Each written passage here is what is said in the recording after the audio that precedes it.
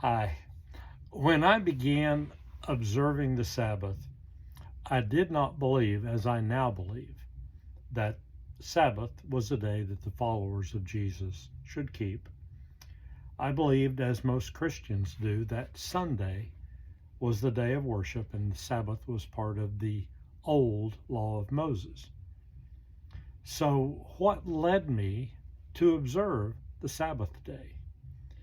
Well, I began it in an effort to serve my wife to meet a need that I saw she had. Now, to begin to explain that, I have to go back to the 1990s. Trish took our kids on a homeschool trip to Lake Murray near Ardmore, Oklahoma, where a group of Messianic believers was celebrating the Feast of Tabernacles. They were welcoming visitors and were happy to explain the meaning and significance of all the biblical feasts and how they all pointed to the work of Messiah.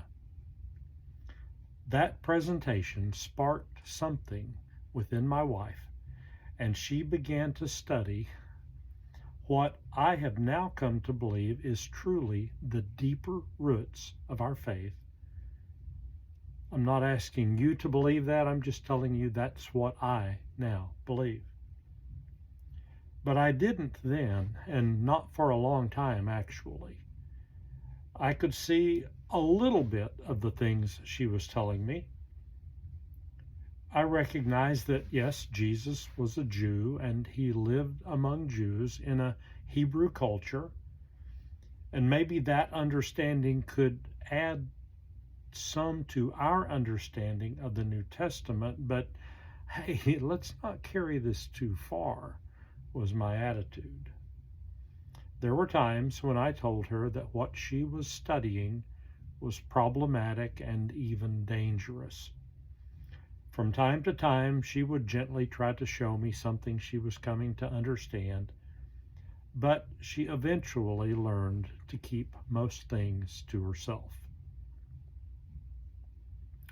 Unfortunately, that's pretty much the way things stayed for the next 20 years. We were both studying and growing in our faith, but in different ways, in different understandings. A few of those 20 years were some very difficult years in our marriage for a variety of reasons. Then, starting about 10 years ago, Trish and I both began experiencing significant personal and spiritual growth through the Celebrate Recovery program in our church. Then, also at our church, we got to be part of the leadership team, a ministry aimed at marriage, renewal, and enrichment. Through both of these programs, our relationship was strengthened enormously. Our relationship was truly renewed. I think my wife was delighted to find that she was married to a new husband as well. And that new husband, the one who was much less self-centered than the old one, was the one who began to see his wife had a need for spiritual food she wasn't receiving. I truly believe God's Spirit opened my eyes to see this need. I had known for some time that Trish viewed the Sabbath as the day chosen by God and that it was still the proper set-apart day for worship and for obedience. Though I did not share this belief, I wanted to give her something that would encourage her and feed her soul, so to speak. So, sometime in late 2019, I asked her if she would like to begin to celebrate the Sabbath. She said, yes, that would be great. So I told her, figure out what we need to do and we'll get started. A few weeks went by with no more discussion of Sabbath. So I asked again, do you still want to celebrate the Sabbath? And again, she said yes. And again, I said, let me know what we need to do and let's do it. So more time passes and still no more talk of observing the Sabbath. I asked her again, and this time she responded, well, I think we need more people. So I got on my computer and I did a search for how to observe the Sabbath. After I gathered some information, I told her, well, it might be great to have some other people to join us, but we can do this ourselves. Now, please remember, at this time, I had no belief that we needed to be doing this. It was solely for the purpose of blessing my wife. So on the first Friday night of February 2020, shortly before sunset, we lit candles, poured a small chalice of wine next to a bit of bread, and we read out loud our first kiddush, or blessing, to welcome in the seventh day Sabbath. I'm not sure exactly what we did for the next 24 hours. I know it was very relaxed, and of course, we always start our mornings with Bible study and coffee. I know we stayed at home, and I think we tried to avoid most normal things that we do throughout the week. And we did it again the next week and the week after that. Now, if you study Scripture regarding Sabbath, you will find that our Father promises blessings to those who keep the Sabbath, who keep from making it just a normal day to do normal stuff. Turn your foot from doing your own desire, is the way it's put in Isaiah 58. But anyway, blessings are promised for those who do this. So I was surprised, but I shouldn't have been, when those different Saturdays became our favorite day of the week. We both really began to look forward to Sunset Friday and the following 24 hours. We found an online Messianic congregation to worship and study with, and we just enjoyed that special day each week. So one Saturday morning, I went back to the computer, and this time I searched for how did Saturday get changed to Sunday. I recommend you do the same search and be willing to find out. If you want to know, the answer is not hard to find. The next search I did that morning was a front to back, Genesis to Revelation search for Sabbath, and then the same search for first day.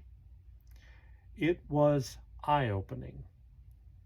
And if you are looking for clear instruction on which day to observe, you will find there is no competition. Again, if you really want to know, search it for yourself. Regarding the first day, it is clear that Jesus, or Yeshua, rose on the first day of the week. What is less clear, because we typically don't understand the culture Jesus lived in, is that that first day of the week was also the day of first fruits, a day God ordained, which always occurred on the day after Sabbath during the week of Passover. So remember, Jesus died on Passover. Well, on the day of first fruits, he rose from the dead and presented himself as the first fruits offering in the heavenly temple. First fruits signaled the beginning of the wheat harvest, and Yeshua's presentation of himself as the first fruits offering signaled the beginning of the harvest, the wheat harvest of the nations. It is a fascinating and relevant detail missed by most Christians. So, again, after experiencing the joy and the peace of keeping Sabbath, and then searching both scripture and history, I was convinced. I'm not saying you should be convinced. That's not my job. But deep in my being, I knew that God was calling me to obey what He was showing me. When I was in the 8th grade, one of my teachers, bless Mr. Brown, he told us that he wished he could just open up our heads and put in the important things he wanted us to know. I wish I could do that with you about the depths and the treasures of Scripture that I have come to see, things that I had missed in 45 years of church attendance and Bible study.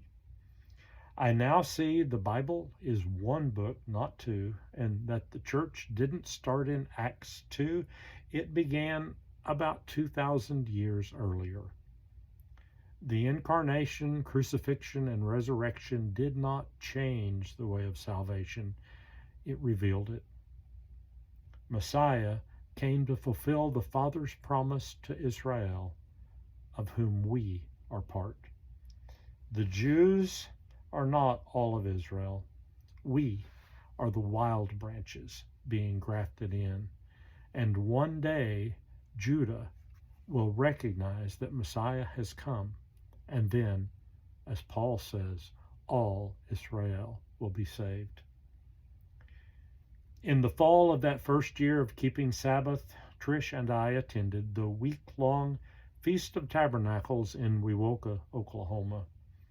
Tabernacles, or Sukkot, is a God-commanded feast that looks back to our deliverance from Egypt and forward to the millennial reign of Messiah. In a discussion that week with one of the leaders of the camp, I told them that Sabbath was my entry into this understanding of our faith. They commented that Sabbath is probably the most common entry point into a messianic or Hebrew understanding of the Christian faith.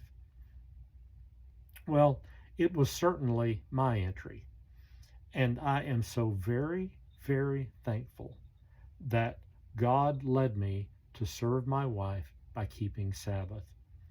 I can tell you that I have experienced the deep joy and the peace of Sabbath, and I pray and I wish for you sincerely. Shabbat Shalom.